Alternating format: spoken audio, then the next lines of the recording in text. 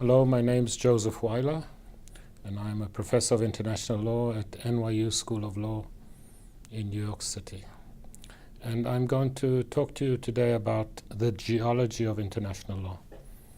Now, I'm pretty sure that most of you have not heard that expression, the geology of international law. You probably have heard of a history of international law. And the first thing I'm going to try and do is to convince you that adopting a geological approach is going to teach us more and help us better to understand international law and the problems it faces than a historical approach.